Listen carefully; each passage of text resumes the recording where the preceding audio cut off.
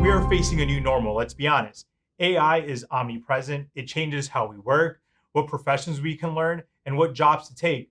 But many organizations are operating so they need to adapt while running their everyday business. What do decision makers need to keep an eye on, and how should they adapt?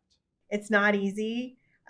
We call it you have to be able to perform while you're transforming, right? And it's a balancing act that you have to be able to do. The way to think about AI is it's a force. It's really something that we can start to understand how we use it to be able to do more. So, how do we get the technology to work for us and to be able to allow us to do more? Right. And it's creating new work and new jobs that never existed before.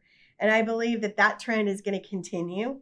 So, we as leaders, especially in companies, have to be very open to understanding, what the strengths are of our teams and how do you really put those strengths to work in the best possible way. Because when people are good and they're happy with what they're doing, they're going to do really great work.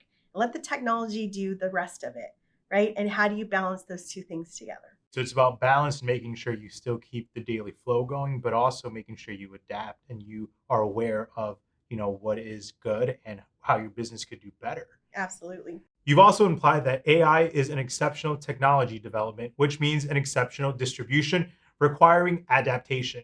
What are the most challenging aspects? One of the things we talk to our customers a lot about. So our customers are technologists. They're the ones that are out there in the field really working with the companies that make the technology, right? And the businesses that need the technology and putting those two together so that technology works for those businesses. But they also tend to get very hung up on the technology.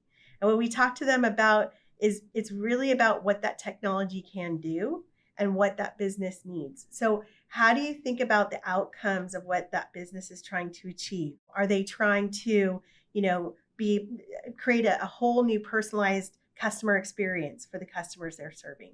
And how do you apply technology and AI to that? Most organizations and their decision makers have seen and managed change before, but what could go wrong? One of the things that I think we all have to get really comfortable with is learning and failing fast, because you can't try to do big things and fail. Obviously, that ends up in big failures, but testing and learning and trying out things and taking what does work and then adding on to that. Testing again, learning, taking what works, adding on to that. And it's typically called an agile process that's been used for a long time in building software, but more and more companies are adopting it as a way of working, to be able to drive change in a very slow, incremental way, but done in a way that also those little changes, those little things add up, and they add up really quickly. And you're constantly moving forward one step every day, and you're learning along the way. So that creates a lot of confidence and trust in a process, right? If you try to go after something in a really big way and try to make it perfect, things are never perfect. So you always have to kind of take it one step at a time, be okay with failing because that's learning, and taking that and moving that forward. And something you said is that things are never perfect. So Right. it's a learning experience throughout the whole process. So in that process, what does proper communication look like? It's constant. So I would use the word transparent. You want to nail your messages. And I think today it's really all about getting the information out, right? It doesn't have to be perfect, it doesn't have to be polished, but it does have to be concise and it does have to be credible. And it really does, if you do it really well, it needs to be compelling too. You have to have a little cleverness.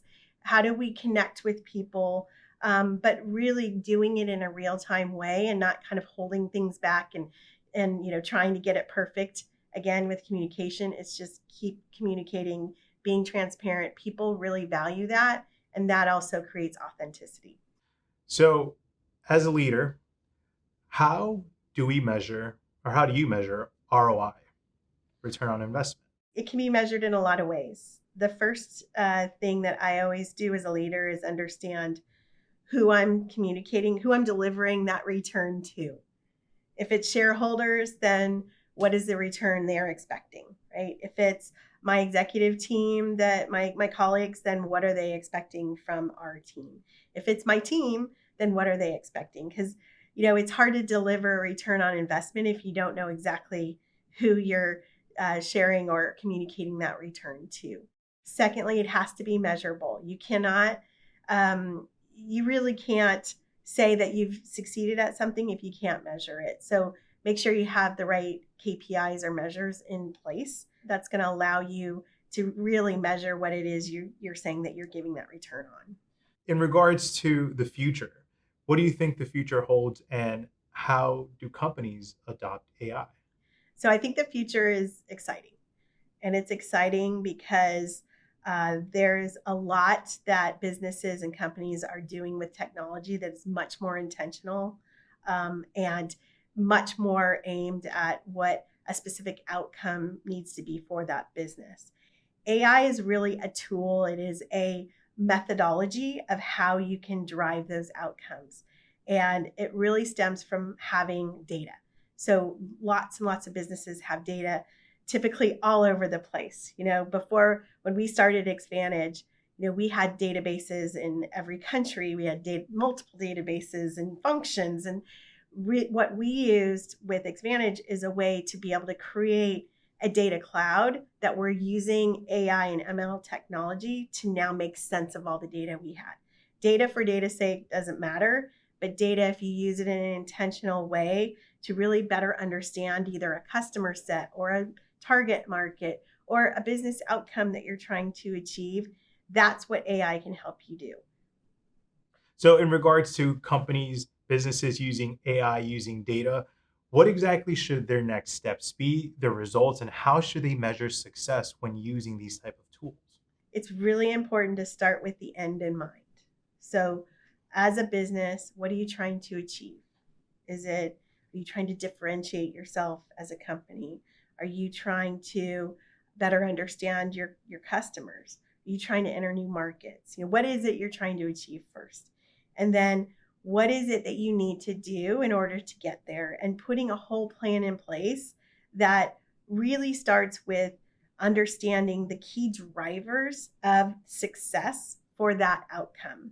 And then you can look at how you can use technology to amplify that plan, whether it's AI to better crunch data and process it so that you can analyze it better, whether it's using other technology to be able to automate customer service and experiences, or if it's creating a whole new digital experience platform like what Ingram Micro has done with Xvantage. There's multiple ways, of course, that you can use technology, but really starting to understand what it is you're trying to achieve first is most important.